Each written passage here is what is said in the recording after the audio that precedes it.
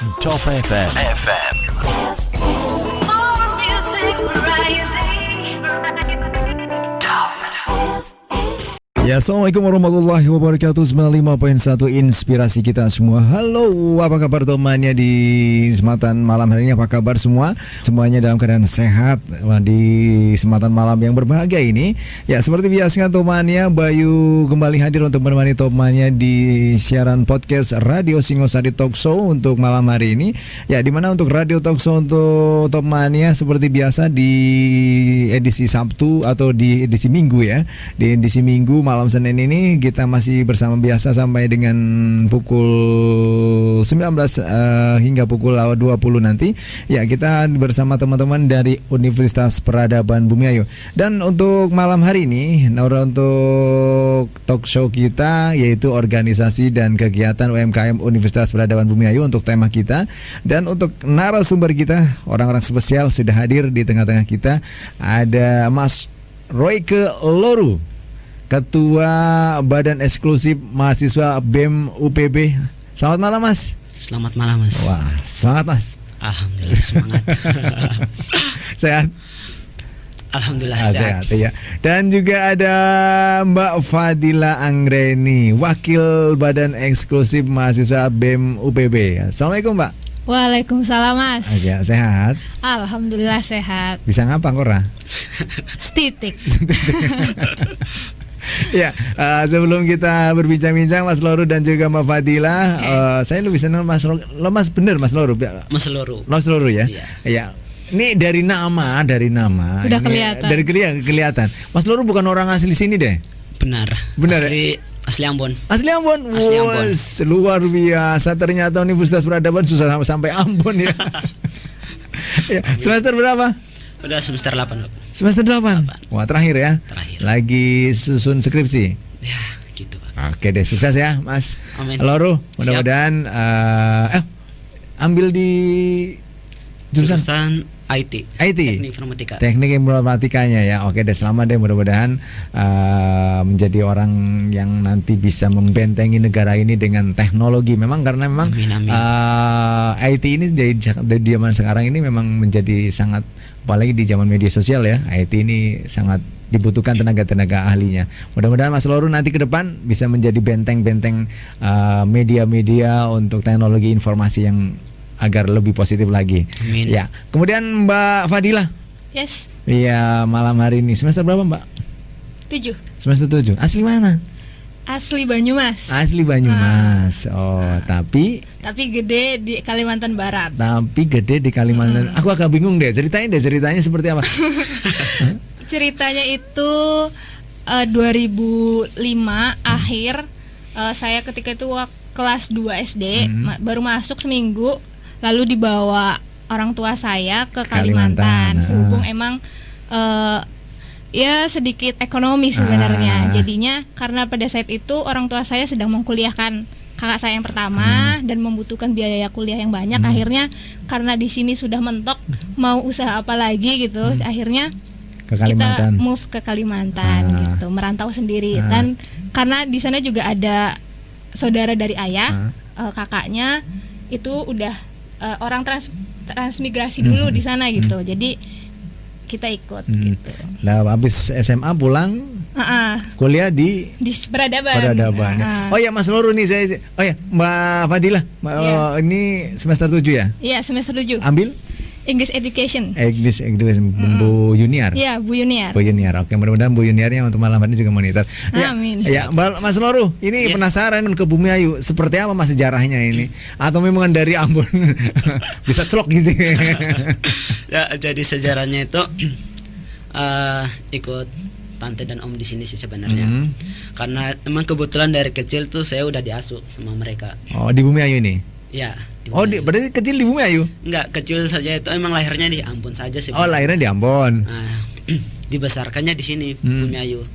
Jadi pindah itu sejak tahun 2007. 2007. 2007. Berarti 13 tahun ya? 13 tahun udah. 13 tahun. Bisa Jawa berarti dong?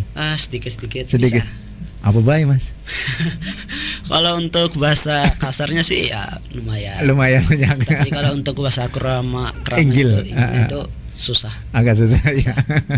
Oke deh, sukses ya Mas Loru dan juga Mbak Fadila untuk malam hari ini ya. Untuk bincang-bincang kita untuk malam hari ini adalah karena beliau-beliau ini adalah ketua dan juga wakil ketua Badan Eksklusif Mahasiswa Universitas Peradaban Bumiayu. Ya tentunya untuk malam hari ini bincang-bincang kita adalah seputar organisasi dan kegiatan UMKM di Universitas Peradaban. Emang untuk kegiatan-kegiatan di Universitas Peradaban Bumiayu ini seperti apa Mas Loru? Ya, kalau kita berkaca untuk yang sekarang, untuk yang karena kita masa jabatan saya dalam masa jabatan, kalau dibilang yang masa jabatannya pandemi, jadi ibaratnya semua kegiatan itu online. Jadi kalau untuk dilihat bahwa organisasi-organisasi di peradaban sendiri itu untuk berkegiatan itu semuanya lewat online. Ada yang webinar, ada yang seminar, dan ada yang membuat lomba-lomba juga gitu. Dari 27 organisasi di ada 27? Wah. Ada 27 organisasi di kampus peradaban. 90% dari organisasi itu mengadakan kegiatan walaupun itu melalui online, event online, tapi suatu keuntungan bagi biar kampus kita tetap ada promosinya gitu. Itu 27 apa aja Mas? Ya, 27 itu mulai dari 13 jurusan, 8 UKM dan ditambah 1 komunitas masih baru dan 4 fakultas dan 1 BEM dan 1 DPM. Banyak ya? Banyak. Luar biasa ya. Kalau UMKM itu apa Mbak Fadila? UKM. UKM. Unit kegiatan mahasiswa yang tadi sudah disebutkan sama Mas Roy Keloru bahwasanya di UPB itu ada 27 organisasi mahasiswa di mana ada 8 UKM yang mana itu maksudnya adalah organisasi mahasiswa yang lebih kepada minat dan bakat mahasiswa. Biasanya ini calon-calon mahasiswa baru yang minat mereka di mana gitu. Jadi bisa mengembangkan minatnya di 8 UKM itu dan ditambah ada satu lagi itu komunitas baru. Nanti jika udah sesuai prosedurnya dia juga akan menjadi UKM. Kalau itu yang baru apa Mbak? Komunitas studi pasar modal. Jadi kita belajar investasi gitu. Jadi biar mewadahi teman-teman yang memang suka di bidang ekonomi dan investasi. Gitu. Model-model kegiatan organisasinya seperti apa, Mbak Loru mungkin? Model-model kegiatan karena selama pandemi ini kita masih online sih. Jadi kebanyakan itu dari teman-teman seperti HMJ jurusan itu selalu mengadakan webinar dan seminar. Berarti itu diurus sama organisasinya langsung. Itu masing-masing fakultas atau masing-masing jurusan? Masing-masing jurusan. Ada? Ya. Masing-masing jurusan punya organisasi sendiri gitu. Iya, benar. Berarti nanti yang organisasi itu nanti yang mengurusi untuk kegiatan-kegiatan, misalkan nanti dari Mas Rocky Loru ini kegiatan dari jurusan IT. Nah ini kegiatannya apa gitu, misalkan ada kegiatan pengembangan apa, ini dari jurusannya Mas Loru yang mengurusi kayak gitu. Iya benar. Oke. Ini sangat luar biasa ya. Kirain cuma hanya BEM. Kalau BEM-nya sendiri ngurusi apa Mbak? Jadi kalau di struktur keorganisasian kampus itu kan ada lembaga legislatif, DPMU, Dewan Perwakilan Mahasiswa Universitas. Kemudian ada Badan Eksekutif Mahasiswa, itu ada tingkat universitas dan fakultas. Untuk universitas berarti kami yang hadir hari ini, dan kalau yang fakultas itu berarti di Universitas Peradaban kan ada 4 fakultas. Fakultas Saintek, Keguruan dan Ilmu Pendidikan, Sosial Politik dan Ekonomi. Jadi di situ tarafnya adalah Badan Eksekutif Mahasiswa Fakultas gitu. Di bawah tarafnya Badan Eksekutif Mahasiswa Universitas. Kemudian ada Badan Fakultas, ada HMJ-nya, yaitu maksudnya per prodinya dari per fakultas itu.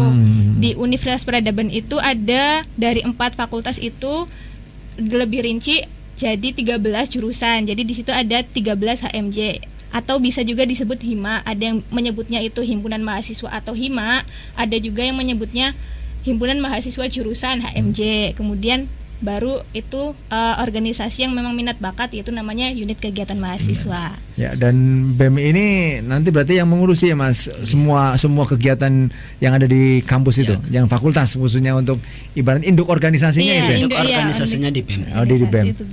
Oke, dan ini tentu menarik untuk setiap kegiatan. Apa aja nih yang terakhir dilakukan Mas Lor? Ya. Untuk terakhir kami untuk di BEMU sendiri itu terakhir kita mengadakan donasi. Oh, donasi. Donasi kita membagi masker untuk di sekitar Pasar Bumiayu ya, dan sembako. Sembako juga kami lakukan. Nah, di BEMU itu kebetulan kita bekerja sama dengan beberapa jurusan juga, HMJ juga. Nah, di situ kami tergabung dan membuat satu panitia kecil dan kami itu membuat donasi untuk membagi buat yang tidak mampu. Melalui proses penggalangan dana atau seperti apa? Ya, penggalangan dana. Dari intern untuk teman-teman mahasiswa atau keluar? Biasanya cari donaturnya. Mbak Fadila. Ya, jadi kegiatan itu kita cari donasi dari teman-teman panitian, cari donasi ke luar gitu. Dia ada juga dari pribadi yang memang ingin memberikan sumbangannya, ya monggo kayak gitu. Jadi kemarin sempat terlaksana ketika bulan Ramadan. Itu ada gabungan dari beberapa organisasi mahasiswa lainnya, tidak hanya BEMU yang membuat acara ini, karena ini gabungan, tapi tidak semua. Ya, hampir separuh dari organisasi mahasiswa di UPB. Ya, gitu. Oke. Dan menarik untuk bincang-bincang kita untuk malam hari ini temannya. Ya, oh ya, jangan lupa juga untuk temannya teman-teman mahasiswa Universitas Peradaban Bumiayu. Hari ini juga ada di rumah. Ini juga bisa menyiarkan atau bisa mendengarkan ataupun bisa menyaksikan secara langsung untuk kegiatan podcast radio Talkshow ini, yaitu di jejaring sosial Facebook Top FM Bumiayu, atau juga di Instagram Top FM 91 Bumiayu, atau juga di channel YouTube Live Top FM. Ya, baik temannya, masih di 95.1 Inspirasi Kita Semua dan masih di podcast Radio Talkshow untuk malam hari ini. Ya, masih bersama Mas Roy Lauru dan juga Mbak Fadila Anggreni. Beliau adalah Ketua BEM Universitas Peradaban Bumiayu dan Wakil Ketua BEM Universitas Peradaban Bumiayu. Ya, untuk malam hari ini bincang-bincang kita untuk tema kita adalah organisasi dan kegiatan UKM Universitas Peradaban. Ya, Mas Lauru, untuk kegiatan dari BEM sendiri, mungkinkah ada kegiatan sih yang biasa kegiatan di luar gitu? Ya, jadi kebetulan dari BEM sendiri itu ada kegiatan 2 agenda di luar. Yang baru apa akan atau sudah terlaksana. Jadi yaitu kita mengawal yang namanya kawasan industri, karena kita ada kita sentra mendengar nih bahwa di wilayah Brebes sendiri akan adanya kawasan industri. KIB itu ya. KIB itu. Nah, di situ dari BEMU sendiri terjun langsung. Jadi kita mengawal mulai dari pembebasan lahan sampai dengan lain sebagainya. Itu kami dari BEMU terjun juga di situ. Berarti memang sengaja diikutkan oleh fakultasnya, atau ada tugas khusus dari fakultas, atau memang dari permintaan dari Pemda sendiri, Mas Lauru? Enggak, kita waktu itu ditawarin dengan beberapa LCM ya, OKPM waktu itu. Dan saya melihat, wah bagus nih. Apalagi di kawasan kita di Brebes. Brebes kita sendiri, tanah kita sendiri. Ya udah, ya saya ambil aja udah waktu itu. Jadi kita bekerja sama dengan Brebes, Umus Brebes juga bekerja sama, kemudian dengan GMNI sama PMI, HMM. Kita bekerja sama dengan mereka untuk mengawal kawasan industri ini. Untuk dari teman-teman Universitas Peradaban sendiri ada berapa mahasiswa yang ikut? Kebetulan yang ikut baru kita berdua. Oke. Di atas nama Badan Eksekutif Mahasiswa. Jadi yang ikut dalam hal ini Badan Eksekutif Mahasiswa. Oh, berarti berarti untuk selama ini memang dari BEM ini juga ada komunikasi dengan teman-teman BEM yang dari universitas lain. Iya, seperti itu. Komunikasinya untuk seputar apa, Mbak?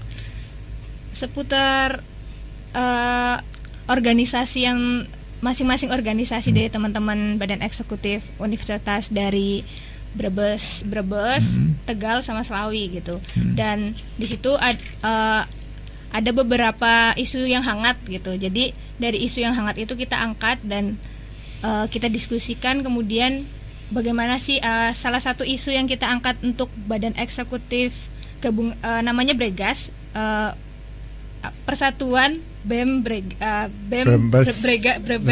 Tegal dan Slawi gitu. Jadi kemarin sempat di bulan Juli itu kita mengangkat tema untuk audiensi gitu kepada Pemda, DPRD Tegal, Slawi dan Brebes, dan yang baru terlaksana itu di Tegal.